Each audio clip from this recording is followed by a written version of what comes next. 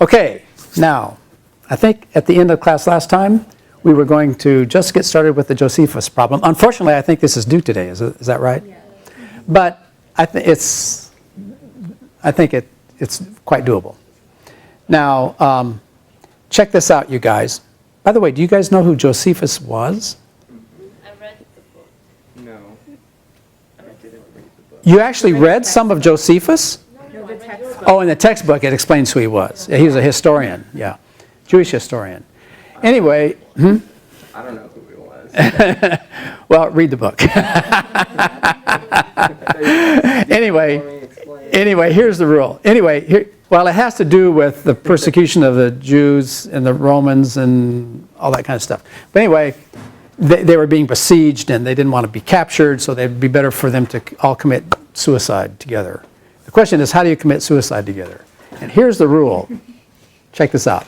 Everybody stands in a circle, all right? Then starting with the first person, you go around and you kill every third person. And the question is, which two people remain alive? That's our puzzle. Okay? So it has kind of a grim background to it. But we'll just treat it as a mathematical problem. So here's the Josephus problem. Check it out. Here we're going to do an example with 8. So they're numbered, 1, 2, 3, 4, 5, 6, 7, 8. And what happens is, we start with the first and we kill every third person. So it's 1, 2, and then who goes? Number 3. Boom. So he's wiped out. Then and then we do 4, 5, and then who goes? 6. Are you with me? And then we go 7, 8, and who goes? 1. But now here it's tricky because 3's not there anymore. So we go 2, 4, and then who goes next? 5. And then 6 isn't there anymore, so we go 7, 8, then who gets wiped out? 2. And then we go 4, 7, and then what happens? 8 gets wiped out. So here's what we want to be able to do. We want to write survives 4, 8.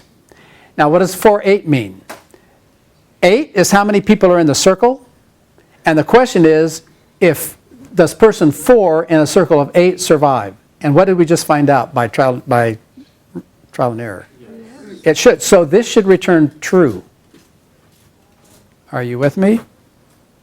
And then survives 7, 8 should also return true. Right? And then survives K8 should return false for all other values of K. Now, the book actually does the base case for you. I don't know if you noticed that, but if you read that, the book does a base case for you. And here is how so it's an exercise for the student to write survives. But here is a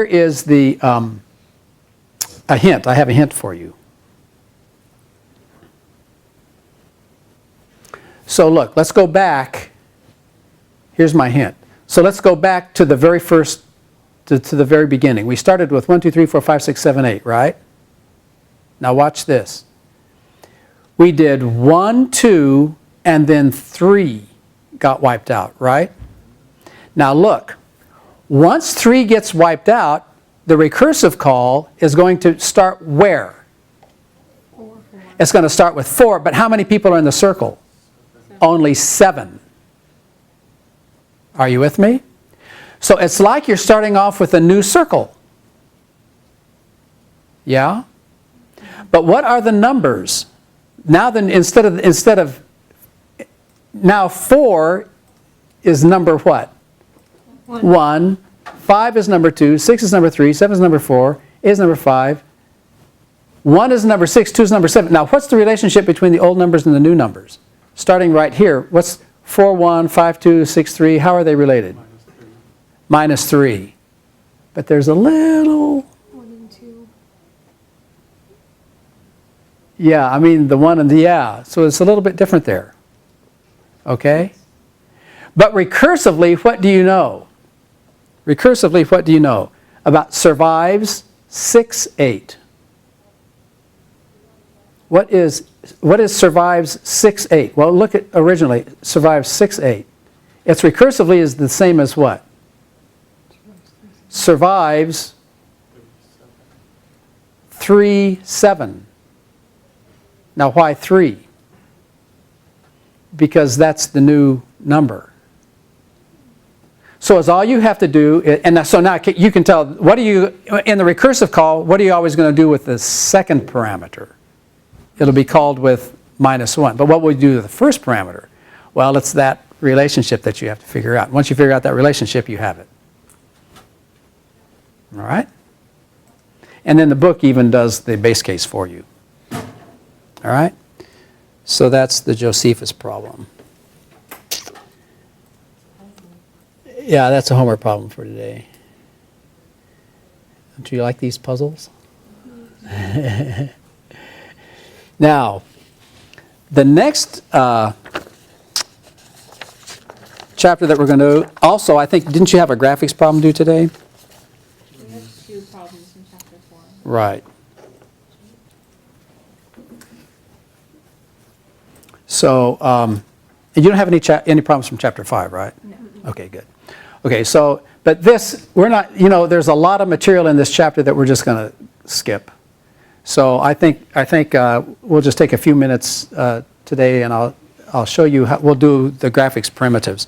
But anyway, the title of the chapter is Order of Growth and Tree Recursion. So first thing we'll do is we'll take a look at 2 graphics primitive operations that you'll need to write your figure. And here's the first piece of information. It's the coordinate system. Now, different graphics systems use different coordinate systems. This one's actually not very common. It's quite common to have the upper left-hand corner of the screen be the origin in a lot of graphics APIs. What is an API? This is more jargon that you really should know, actually. I got this left over from the previous class.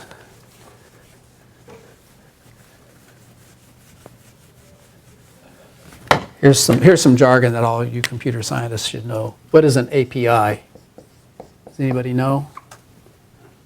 Application programming interface. Oh, that's really good. Application programming interface. So a lot of graphics APIs have a coordinate system where the upper left-hand corner of the screen is 0, 0, and then it goes to the right and down. But this one is maybe more convenient from a perspective, from a mathematical perspective. The coordinate, what happens is all the drawing takes place in a unit square. And the middle of the square is 0, and then the drawing all goes from -1 to 1 on the x-axis and from -1 to 1 on the y-axis as well. All right? So that's the coordinate system. And then to show you what the primitives are, let's go to Scheme.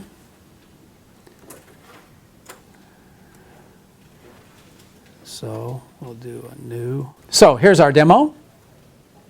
Now check this out. There's only 2. Whoops, in the wrong panel here. First we'll do line. Okay, and line, now see if you can, I'm going to it has 4 parameters. -1, 0, 1, 0. Now watch what happens when we do line. Oops, oh. The reason it's undefined is because we have to put that thing up here. Require lib quote fungra fungraph.ss and concabs and run it.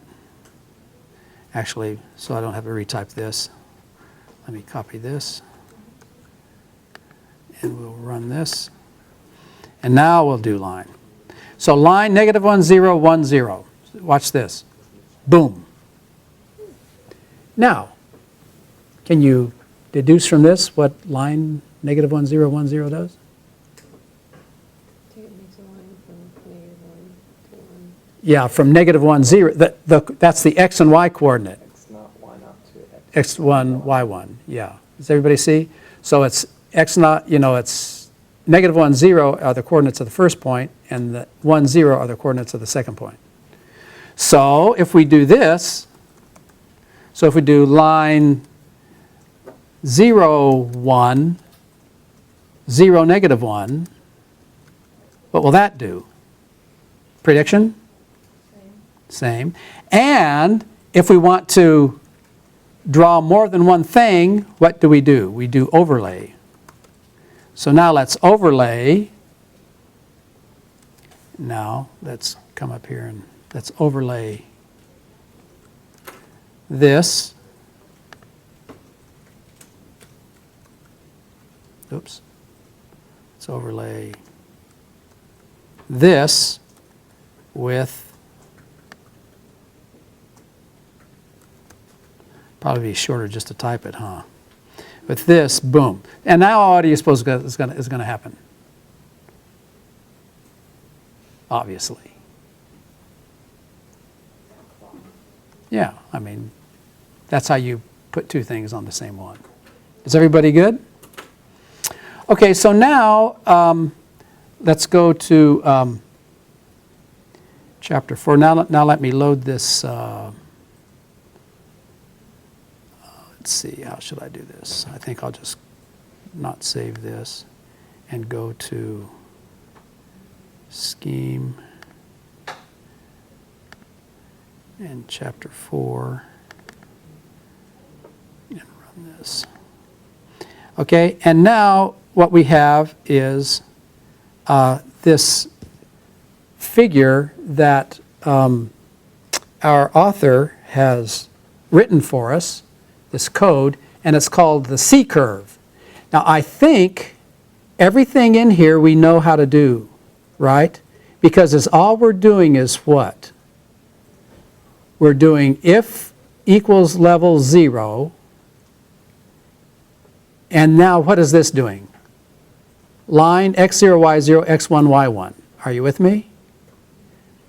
Otherwise, what are we doing? We let x mid be this, let y mid be this, dx is this, dy is this, let this. We know what divides, we know what minus is, we know what plus is. And now, well, what do? Either we draw one line, or what do? We overlay what? A recursive call with a recursive call here. Do you see the structure of it? Okay? Now, watch this. To see how this works, check this out. Let's do C-curve. And now we're going to call it with 0, negative 1/2. Oh, I don't put commas here, do I? Wrong paradigm. 0, negative 1/2. Oops, negative 1/2.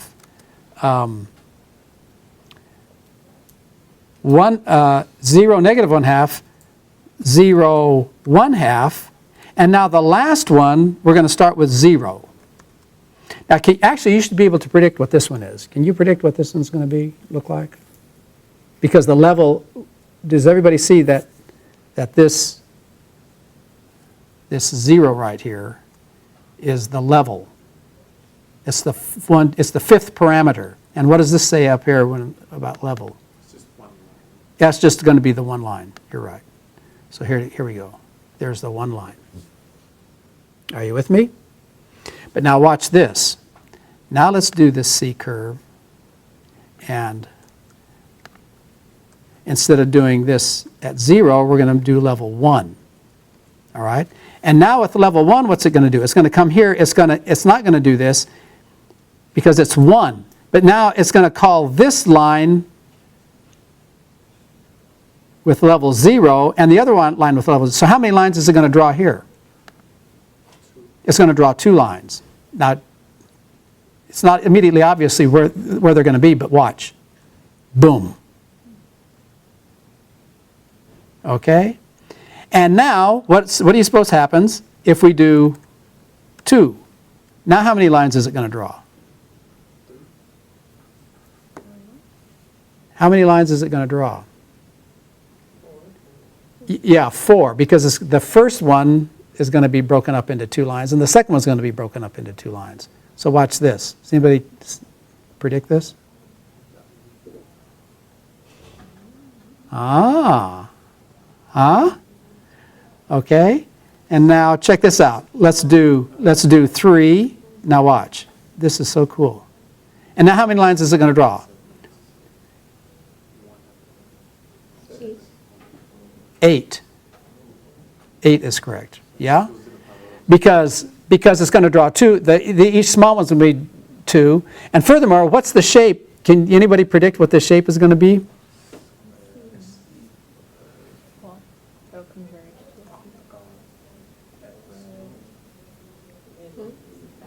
Can you see how that, can you see what it did?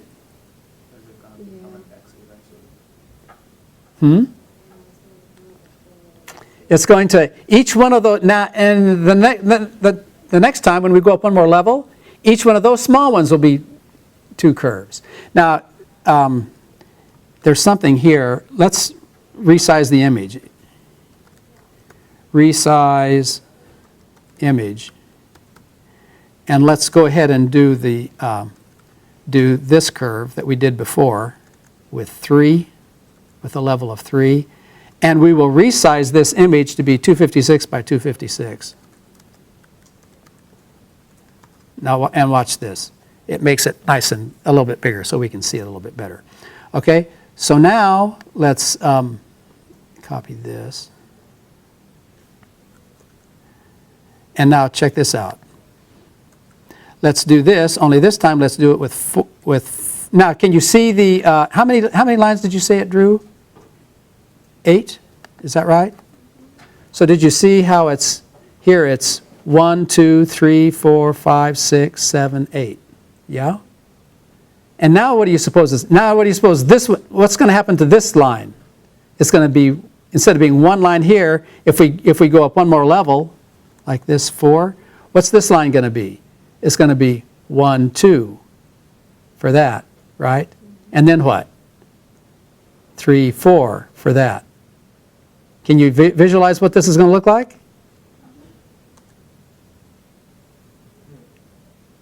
Is that cool? Check this out. And here is 4. The even ones don't look quite so good because they, oh, what happened? Oh, did I do 4 last time? Oh, I changed it from, yeah, my clipboard is. So I want to do 5. And here it is with 6. Actually, let's go all the way up to 10. Check this out. Ooh, takes a while. Aha. Isn't that something? It is. It's a fractal because it's called a fractal. And so let's close this out. Okay. So now this is the C code. This is the C curve code. And like we saw, here is the base case. And in the base case, there's only 1 line drawn. And then in the induction case, instead of drawing where it would have drawn 1 line at one level, it draws 2 lines at the next level up. Okay, and here's a picture. I don't know. See if you can visualize how this worked. You know, our first when we called it, the first line was from here to here, right? So look, this is what gets drawn at level 0, but at level 1, this line changes to 2 lines. So it's from here to here and here to here. And so inside that code, when you had all those let statements, there was an XA and a YA and an X1 and a Y1 and an X0 and a Y0. So these are the let statements identify these curves. And now on the next one, what happened? Instead of having this one be here, what is it? It's boom, boom. See? And instead of this one being here, it's boom, boom. So at level 2, it's like that. And so that starts to get the shape of the C. Yeah? And this is an exercise for the student. There's Sierpinski diagram. And I think you know how to do it, right? Just find a number that's going to turn out like that, or? No, you have to write the code. You have to write Sierpinski's gasket. You have to write, I forget what it's called, but it's an exercise for the student to do this. But now look, what does, actually I think there's two, aren't there two problems? He breaks it down into two parts, right? One is to draw a triangle. Are you with me? Because what is this? This is just a triangle. You know, at level 0, what will it be? At level 0, what will it be? It will just be this, right?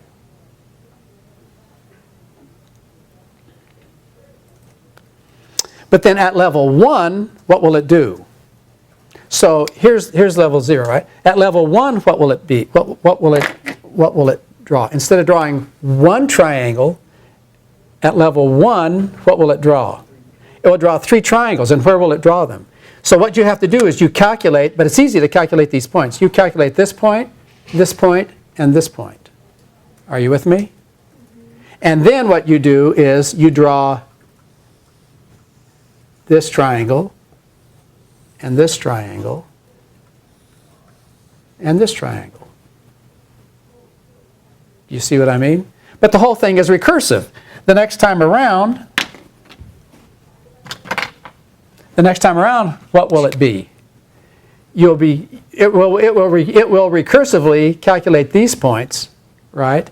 And you'll draw this triangle, and this triangle, and this triangle for each one of those. And so it's a triangle, and a triangle, and a triangle, and it's a Sierpinski's gasket. Is that cool? And see, you know how to calculate the midpoint, you know, x1 plus x2 divided by 2. And what about this point? And it tells you which ones, you know, it gives you a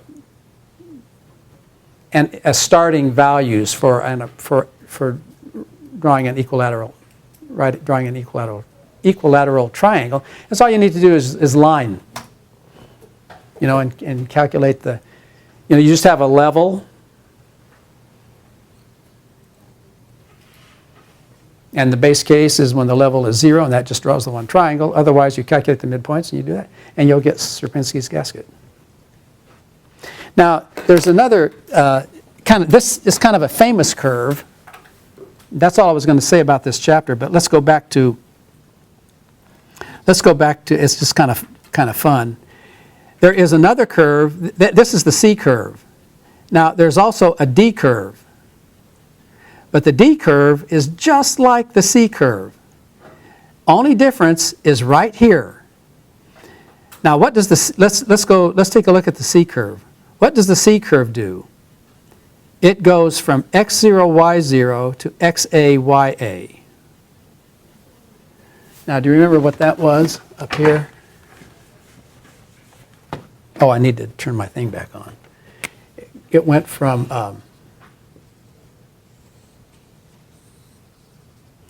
so this was x0, y0, and this was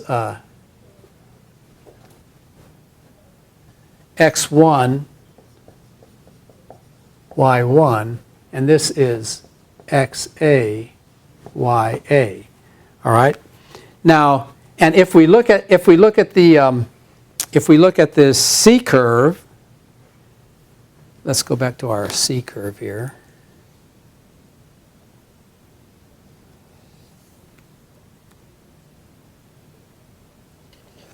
If we look at the C curve right here, it goes from x0, y0 to xa, ya. So it's doing this.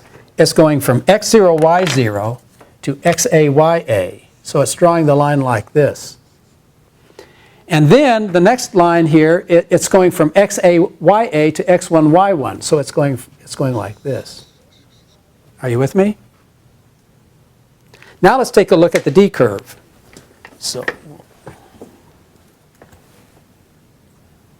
Okay, so here's the code for for the C curve, it's x0, y0 to xaya, and then xaya to x1, y1. But now look at the D curve. What does it say? x0, y0 to xaya, is that the same? But what about the other one? Instead of, what was it before with the C curve? XAYA first. And then x, yeah, it was just, they would just put one was first and the other one was second. Okay, so look, let's come back up here. So what the D curve does is this. It draws the first line from here to here, like this, but then it draws the second line from where? From there to there. Wait a minute, that shouldn't make any difference, should it? Do you think that would make a difference? Yes. Well, it makes a difference as to where they bend. Because see, this one bends like this, and then this one bends like this. But now what is the blue one going to do? The blue one's going to bend like this here, but then this one's going to do what? It's going to bend like this. Huh? So check this out. Let's go back up to here, and let's do this. Let's do, let me copy this. Am I still recording on my screen flow? I think so. I hope so. Let's make this the D curve, and we'll start with 0. And I'll copy this for next time. Now check this out, you guys. So 0 looks like this. Are you with me? Mm-hmm. And then 1 looks like this. So that's the same. But when we do level 2, what does it look like? You see, the first one bends down and the second one bends the other way. And then what happens if I do 3? Check it out. And now I'll do a big one. Let's do a big one. I want to do an even number. 12. Let's do 10. Because we did 10 before with the other one, right? Watch this. Dun, dun, da, da, da, da, da. Boom. The dragon curve. Is that neat? Mm-hmm. So yeah, so that's another example of a fractal. And I think that's more famous than the C curve. It's called the dragon curve. Actually, if we do 8, I think you can see there's all the lines are starting to blend together now. Maybe if we do one, maybe not quite so high, you can actually see the individual lines. See? What does 9 look like? So, Hmm? what would an odd number look like? Oh, it's the same general shape. It's just kind of blurry because we'll do 7. It's just that there are diagonal lines. When you have odd numbers, you have diagonal lines, and so this resolution it's a little squirrely. See how it's a little squirrely. But anyway, it's the same general shape.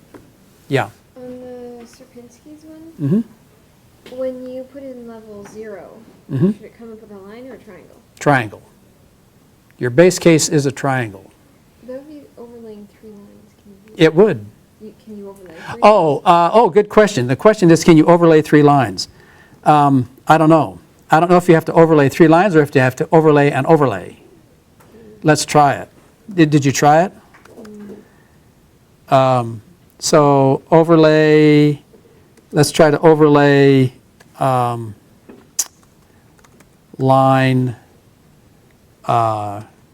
let's do -1, 0, whoops, -1, 0, 1, 0, and line, what was the other one? 0, -1, 0, -1, 0, 0, -1, and now 0, 1. 0, -1, 0, 1, and now we need a different line. Well, we don't want it to on its. You mean all -1s? -1, -1, 1, 1. Oh. -1, -1, 1, 1. Good. Yeah. I kind of don't think this is going to work. Yeah. So you'd have to overlay the overlay. It only takes 2 arguments. But anyway, we can experiment to find that out. Okay, is everybody good? All right, excellente. So the topic of chapter 5 is higher order procedures. Now,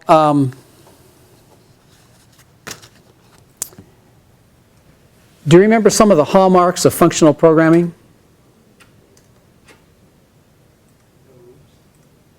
Say it again. No loops. No loops, instead recursion, no assignments. And even though the let statement superficially looks like an assignment statement, it's not. It can't do everything, and it's not really. It's just a definition, one-time definition. Is it better to use let inside of another definition as opposed to define? Well,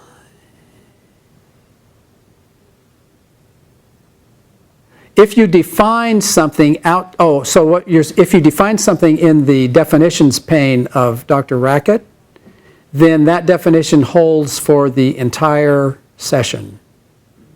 I mean, once you run it, then that definition is set for that session. So you define a function, you define another function inside that function. You can define a function inside of a function. We saw that. Instead of defining another function inside the function, like we did in the C curve, it has let x may equal whatever. Yeah, I think our C curve has lets defined inside of lets. Is that right? Maybe not. Mm-hmm. I'm sorry, I forgot now what your question is. No, I think I answered it. Oh, you answered it? Okay, okay. But I ask you the hallmarks for functional programming as a lead into this. The thing about the functional paradigm is that functions themselves are first-class citizens along with data. All right? So in the functional paradigm, functions themselves can be processed as data. Now, what's one thing that you can do with a data value? You can pass it as a parameter in a parameter list. Are you with me? Okay, so you know we have actual parameters and formal parameters, right? And even in this functional paradigm, we have actual parameters and formal parameters. Yeah? When you say lambda and you put parentheses, what goes in the parentheses? The actual parameter or the formal parameter? When you say lambda, yes, it's the formal parameter. And then when you call it, you're calling it with actual parameters. But in the functional paradigm, all parameters are called by how? Are always called by value. Okay. Now, but in the same way that you can pass these data values as parameters in a function, you can pass a what? A function as a parameter. Are you with me? You can pass a function as a parameter. Now, why in the heck would you want to do that? Well, lots of reasons. Okay. Now let's take a look at these two functions as we're going to modify these a little bit. Now, the first thing we'll do is let's take a look at power. Now, didn't we do power before? I think this is actually is this definition of power tail recursive or not? Correct. It is not. Why not? It multiplies something after. Yes, it multiplies after the recursive call. It multiplies it. So now we're kind of done with tail recursion in this particular example. Yeah. Okay. So, but what does power do? It says lambda be, and then it says if e is 1. Yeah. If e equals 1, what does it return? B. Otherwise, what does it return? It returns power b minus e1 times b. Are you with me? And now, what about stack copies of? What does it do? It does what? How many parameters in stack copies of? 2. 2. And what are they? The Quantity and image. And what does it test? If what? quantity equals 1. If quantity equals 1, what does it return? Just the image. Otherwise, what does it do? Now, we've done stack before, right? Otherwise, what does it do? It does stack. But what does it stack? Quantity Stack copies of, minus 1. yeah, quantity minus 1, image, and it stacks that onto the what? Onto the image. Okay, so here, let's go back to Dr. Rackett. Okay, so here's our demo. And check it out. The code that we looked at on the slide, define power is here, and define stack copies of is here. So let's just see what these look like. So what happens if I do, obviously what happens if I do power to 1? Prediction? 2. Okay, and if we do power to 2, and if we do power to 3, prediction? 8. And now what happens if we do stack copies of? Stack copies of, and now what we're going to stack, and we're going to do 1, and we will stack R cross, do you remember R cross? BB? Yeah? Is everybody with me on this? And if we do stack copies of 2 R cross BB, that will be, yeah? And but that's just like doing just the regular stack. But the nice thing about stack copies of is we can do stack copies of 3 R cross BB. And what happens is we get a stack of 3 of them. Okay? So now, let's go back to our slides. And let's ask, how are these functions similar? Do you see any similarity here? How are they similar? Both recursive. Well, they're both recursive. That's pretty general. Can you be a little more specific? I mean, what is the whole layout? Yeah. The whole layout is the same. That's a good way of putting it. And what about the layout? Like times a stack. Yeah. First of all, what about the base case? What about the base case? Here. It returns one of the parameters.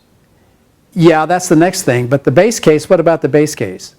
There's one of the parameters equal to 1, controls the base case. Are you with me? Now, the power, the one that controls the base case is the second one, that's the E, and the stack copies of it's the quantity, right? But in both cases, it's that equals 1. And then what somebody just said it a minute ago, what gets returned in the base case? Other parameters. Yeah, this other parameter, the other parameter gets returned in the base case, right? And then what else is the same? What else is similar? Yeah, So it's a recursive call to itself, right? It's a recursive call to itself, and with a quantity of what? That one that controlled the base case, it's one less of that one, and then what else? And then what? It's doing that instance of that image, right? So what's different? That's how they're function. How are they different? There's really only one place where they're different. What's that?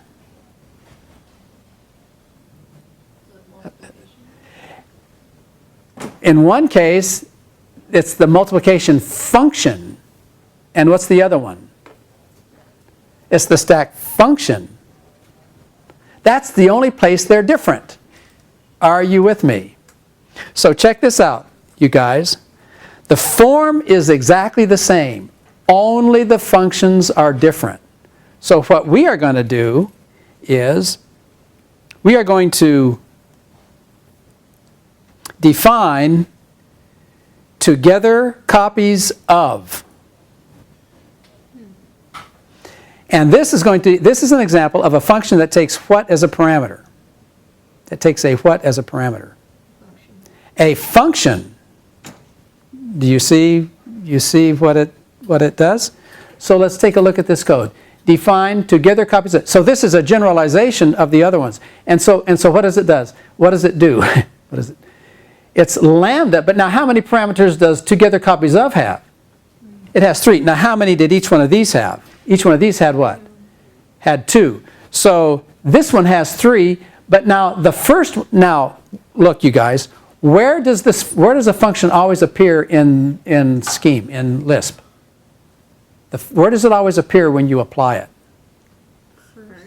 It's the first right after the paren, right? So look, do you see combine is being passed as a parameter here, are you with me? And where is it being used? It's actually being used right there, just like a function is. Do you guys see that? Okay, so the first parameter in the function together copies of is a function. Are you with me? It is a function. And so now, look, we can define stack copies of to just be what? To just be, what is stack copies of? It's this, isn't it? With what?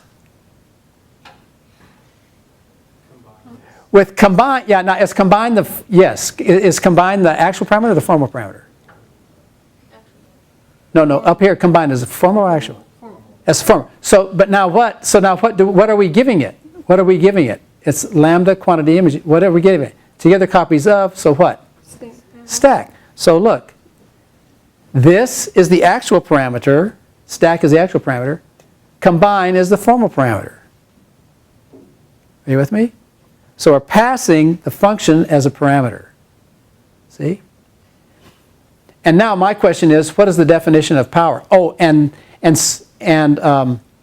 you see quantity is what gets subtracted. Okay, remember quantity is what the if statement is. So if equals quantity 1, and then it's called recursively with quantity quantity minus 1, and then the thing, which is the third one, right?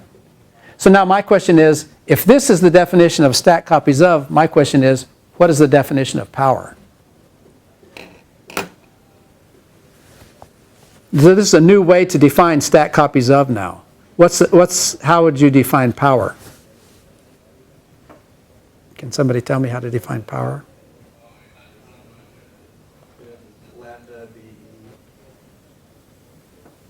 It would be define power to be what? Lambda BE, okay, lambda BE, and then what would it be? Together copies of, and then what? Yeah. Times, and then what? Yes. We call it base exponent, and then together copies of. And so here, the multiply, the function is being passed as a parameter. And just to prove it, watch this.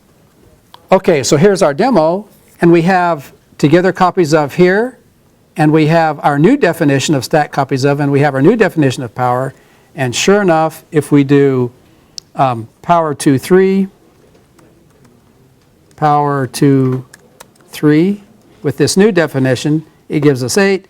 And if we do stack copies of,